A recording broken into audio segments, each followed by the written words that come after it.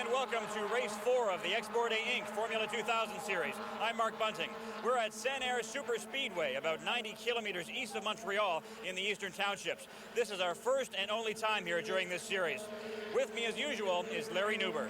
The Sanair Super Speedway. This is truly one of the finest motor racing facilities in North America. It's extremely well prepared, all the way down to the paved and world-class pit and paddock area. It's also one of the most versatile facilities in North America. There is a world-class drag strip here, and for recreation, there's a go-kart track. But most importantly and uniquely for Formula 2000 racing, today the drivers will compete on an oval. So what does that mean for the drivers here at Sanair? Who has the advantage? Some of them like the oval and some of them don't. It's believed that the Americans have the advantage here because traditionally they've grown up on these type of tracks and they have the experience, but is that still the case? Well, Mark, I think the answer is yes and no in this particular situation. Certainly emotionally, they're more in tune to the ovals, the Americans. But you must also remember that most of them who run the Formula 2000 series are road racers. That's their tradition. Only one of them has a lot of experience on ovals, but that was on dirt. One thing we should tell you about this track, the action is very fast. The lap is only about 25 seconds long, so it should be exciting.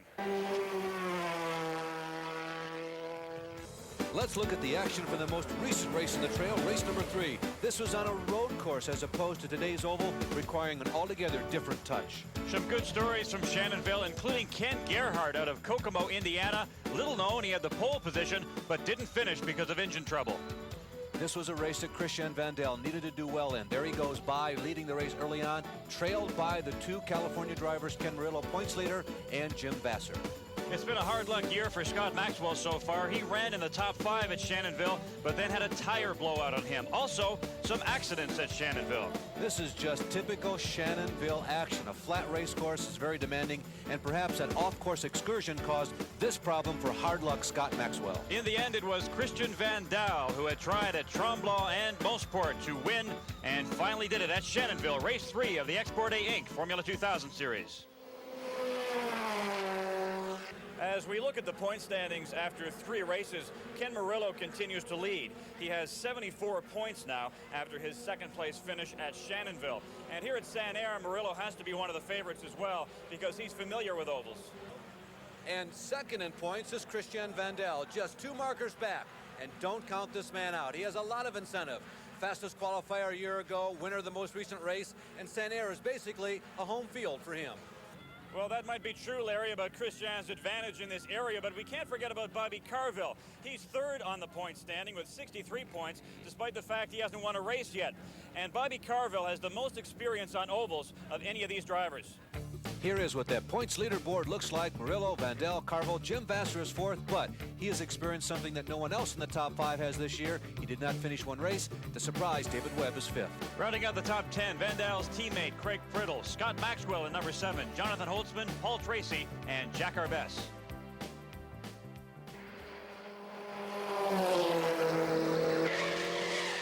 These skid marks screaming out of the groove at Sanair in turn number 1 define part of the potential hazards here. In a Formula 2000, this racetrack is virtually flat out for the brave, but turn number 1 is a little different. Here you must brake hard. And if you get into trouble, things happen very quickly and dangerously. Just ask Randy McDonald, Patrick Lacasse, and Michael Skilton. This was the scene 1 year ago as the 3 of them entered corner number 1 at Sanair, and suddenly they found themselves facing head-on the unforgiving cement walls that circle every oval. Head-on collisions for 2 of them, and for Michael Skilton, a race car broken in half and on fire. Let's hope we see no incidents like this one at Sanair Super Speedway. We'll be back with action after this.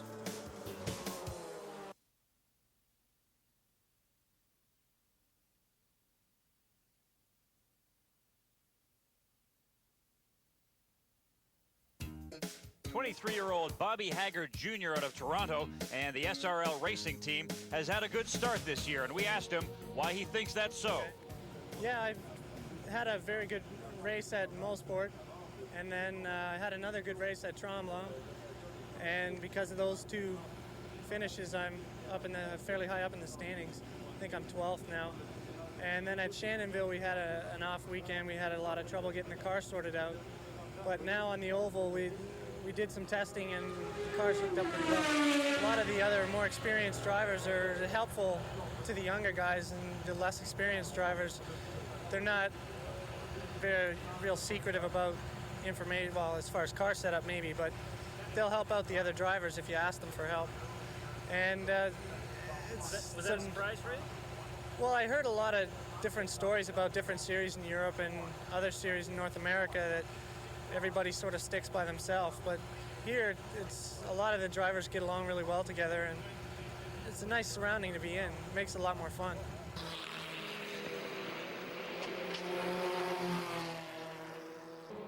Something a little different earlier today for race 4 here at Sanair. 2 heats.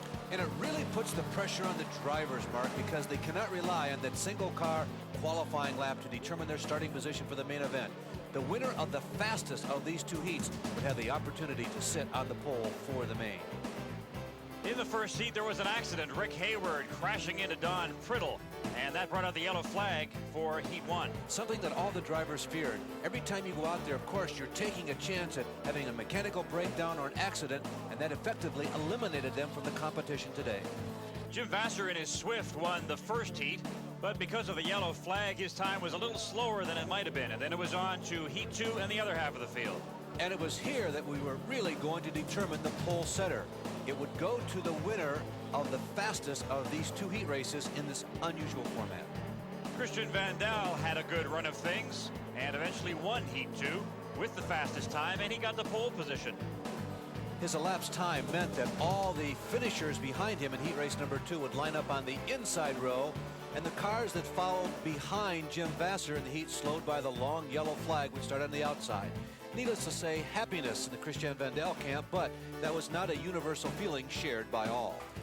Well, obviously, I'm a little distraught about the decision by the series organizers to run the heat races. I thought it was a bad idea when I heard about it in the beginning. It basically makes the qualifying runs on Saturday not really of any meaning. The final grid is set by the qualifying heat races, and in my particular heat race, there was a yellow flag situation, and which hurt the elapsed time of my heat race. So I, in turn, don't get to start on the pole, something that was totally out of my control, which qualifying should be in your control. We were really lucky that they had an accident in the first race, so we'll start on the pole, and we're really happy about it because it will be really an advantage here. And now it's time for this week's Firestone Fact. Here's race expert Pierre Savoy to discuss instrumentation in the driver's cockpit. In the last few years, we've seen a lot of in-car camera footage, but we've rarely been invited inside the cockpit or the office of the race car driver. The first most noticeable thing is the quick-release steering wheel. The quick-release wheel allows the race driver to get into the car and out of the car very quickly, and if the driver were to get into a situation where he would have an accident or an incident, safety crews can get him out of the car very easily in order to save his life if need be. Now, one of the things that puzzles people is the absence of a speedometer in the car. A speedometer is a device that measures speed to distance. Here we have a tachometer to measure the RPM of the engine, which is very critical to the race driver. The tachometer is equipped with a telltale needle that could be reset generally by the chief mechanic and will indicate the highest RPM attained by the engine during any given session. On the left-hand side here, you have a dual gauge, which means a gauge that has 2 readings. The first reading that is very important is oil pressure, and the second is water temperature. In the bottom here, you have 2 switches, one of which is the fuel pump switch, and the other one which reads rain, which is the little light that you can see in the rear of the race car. Now, the light is not there for braking purposes. It is only there in the rain because of the open wheels of the car. They produce a great rooster tail in the rain, and it's very difficult to see the car from the rear. That is why they install a rain light. Now, you'll notice that the mirrors are quite small and also convex. The fact that they are convex allows the driver to see a little bit more of what's going on behind him. They're very small. You don't really need to identify what kind of car is behind you. You only need to identify some color and where your opponent is. And that's what they use their mirrors for on either side of the car. And that is the office that a Formula driver has to work with during a race. Okay, thank you, Pierre. That was this week's Firestone Fact.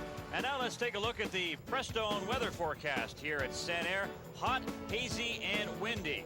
Very little chance of rain, if any. If it were to rain, we wouldn't race here at Sanair on this oval. And unusually, this oval only has 3 corners. As you can see, we will go 30 laps around the 1.34 kilometers. The fastest Formula 2000 lap ever, Christian Vandel, a year ago. Now, let's look at this course as you will see it at home through the eye of the television cameras. This is going into turn number 1. The only place on this triangular oval where you kind of breathe the engine. There's no braking here, but it's the only spot where you actually get an opportunity to slow down and take just a tiny breath. There is a short straightaway between turns 1 and 2, and also between 2 and 3. Flat-footed all the way around to corner number 3, which essentially is a giant sweeper. This is a real racer's corner. You must keep the RPMs up, keep the speeds up, use the banking of the turns because it leads on to the main straightaway. The best opportunity on this triangular racetrack to do some passing. We will also have a camera on the roof of the main grandstand. And from this camera's perspective, you truly will have an opportunity to get a sense of the speed. The speeds here are up in the vicinity of 250 an hour, and they are constant. All right, Larry, that should give our viewers an idea of what we will be looking at here at Sanair. As usual, the Motormaster Mile will be awarded to the driver with the fastest lap of the day. We're just about ready for the start of the race, Larry. Let's run down the grid. Christian Vandel has the pole position. Christian has the pole, but he was not the fastest qualifier. In an unusual way of determining the starting lineup for this race, it was decided by the finish in qualifying heat races. Not all the drivers are satisfied with that, but that's just the way we decided to do it here at Sanair. Now, this should be a very interesting race because this track, of course, is very different than anything else the Formula 2000 cars run on. Here is the starting grid. The 3 drivers who have dominated the series start up front, headed by Christian Vandel. Jim Vasser starts on the outside of the front row. In third, his teammate and current points leader, Ken Murillo. And on the outside, the surprise of 1990, New York's Bobby Carville. Rounding out the rest of this 24-car field, a smaller field than we've had before. In the number 6 position is Mark Abel, a 35-year-old out of New Jersey. He's a rookie and in a Swift car. There is Patrick Lacasse, number 11. He certainly remembers this racetrack from last year. Jack Arbest, number 14. Disappointing for him so far. He's with the Menkes team. Bobby Haggard, our Rookie of the Week. He is one to watch. He might be doing some passing. We'll be back with the start of this Export A Inc. Formula 2000 race after this.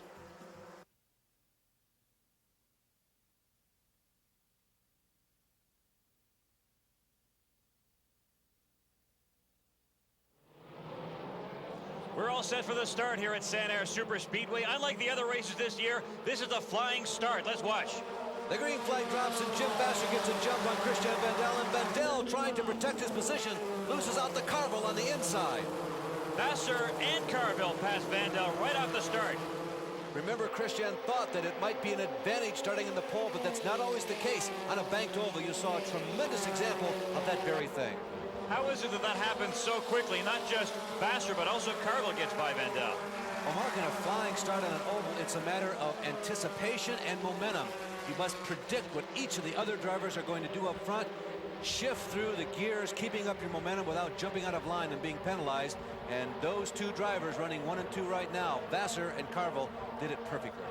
And they love ovals. Carville told us at Tremblant, watch me at Sanair. And Vasser, he grew up on courses like this. He's familiar with them.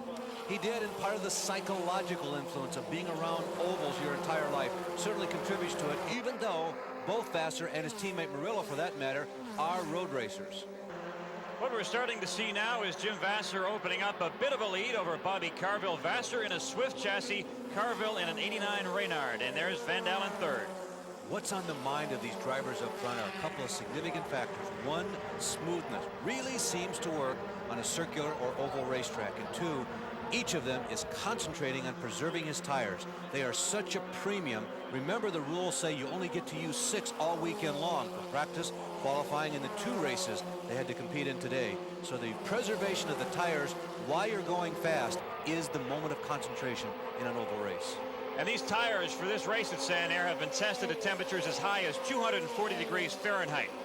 Up front, Jim Vasser, who parlayed that outside pole, continues to lead. As you can see, the rest of the field comfortably, as comfortable as you can be on a high-speed oval, filing through.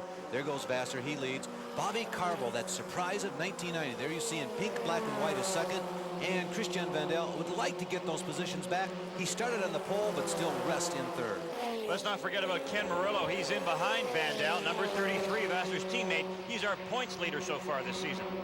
And another factor, today's race will be the shortest one in terms of time as any all season long. Murillo has no time to pace himself, no time to set up Vandal like he'd like to. Every lap is like the final lap of the race. He needs to attempt to pass every second he's out there.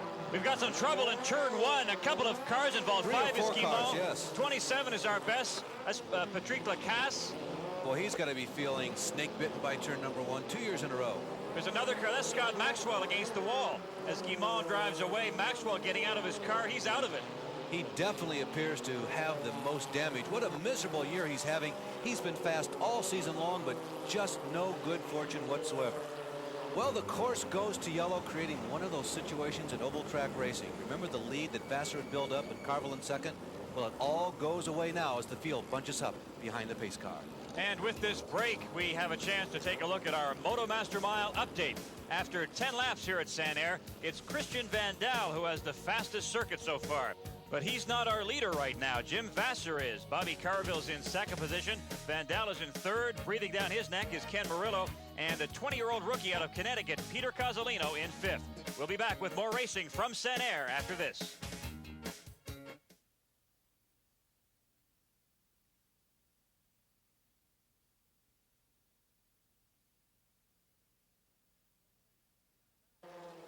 We are back at Sanair Super Speedway, and these are the remains of Scott Maxwell's car after that accident with 3 other cars in turn 1. Martin Guimont was also involved. His crew is working on his car. He's going to try and get back into the race. Jack Arbess is out of it. He's out of his car a write-off for this race.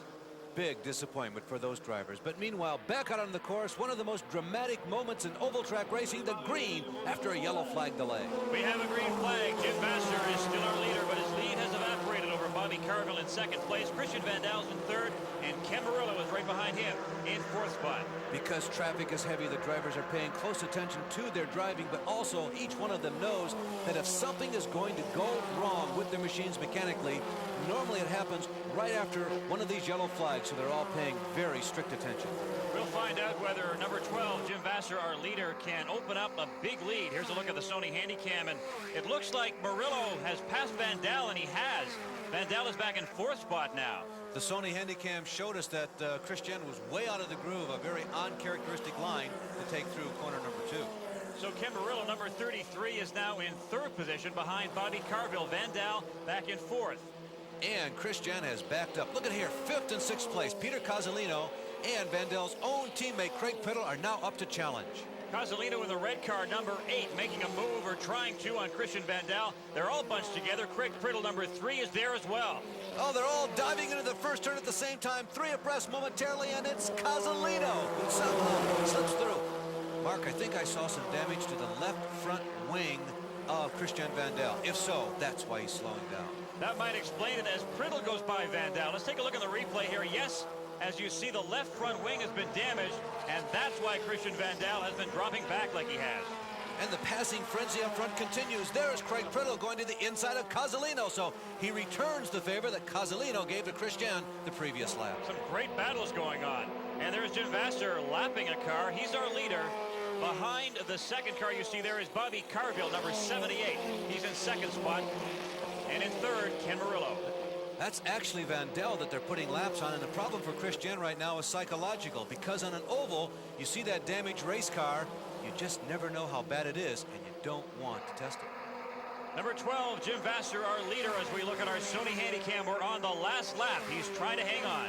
Jim Vasser is looking for his second checkered flag of 1990. He gets it, and he becomes the first driver to be a double winner in 1990.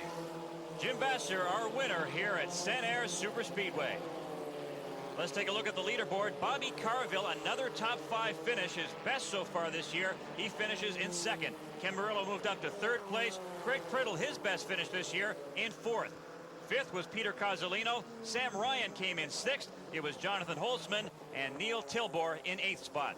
But missing from the top 8 leaderboard for the first time this year, Christian Van Dal, but still, he was the winner of the Motomaster Mile Award. But Christian is very unhappy with fellow driver Ken Murillo. Let's hear from him. Ken tried to pass me in corner 1 and he got me in the inside. So we exit the corner 1 side by side, and midway between 1 and 2, I was just right close to the wall, and he just keeps squeezing me between the wall and like just slam into my front wing. And after that, I lost my front wing, and the car wasn't drivable. I guess Van Dalen had contact. I wasn't aware of it at the time. I thought I was giving him room up there. I'm not sure what happened, but he's pretty upset about it. So, you know, sorry for if there's some kind of problem there. I don't know, but it looks like to me that it was on purpose, because, you know, there's no way he couldn't see me. My wheel was just behind his front wheel, my front wheel. And, you know, we did corner 1 side by side, so the only thing I think is that was a team effort, just to try to get to breathe easier for the rest of the season. About 12 or maybe 15 laps into it, I passed him in 1, and we went side by side through 1, and we came out of 1, and somewhere along those lines, you know, Christian came over and had some words with me after, some pretty tough words, that he was very unhappy with something.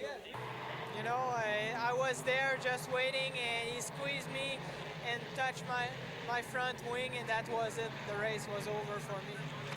Ken Murillo takes 3rd place. Bobby Carville finished in 2nd, his best finish yet. And Jim Vasser, with his 2nd victory of the season, is our winner. He takes home the $10,000 and moves into 3rd place on the points list. You told me at Tremblant, I guess it was, that you should watch me at Sanair. I love ovals, and it turns out to. I do, and I'm getting to like them more and more. A lot of my experience when I first started in racing in go-karts, and then again in the dirt modifieds back in '84, was oval experience. And it's a lot. The open wheel cars are different, but a lot of the technique and the frame of mind is the same. And was able to put that to some use here today.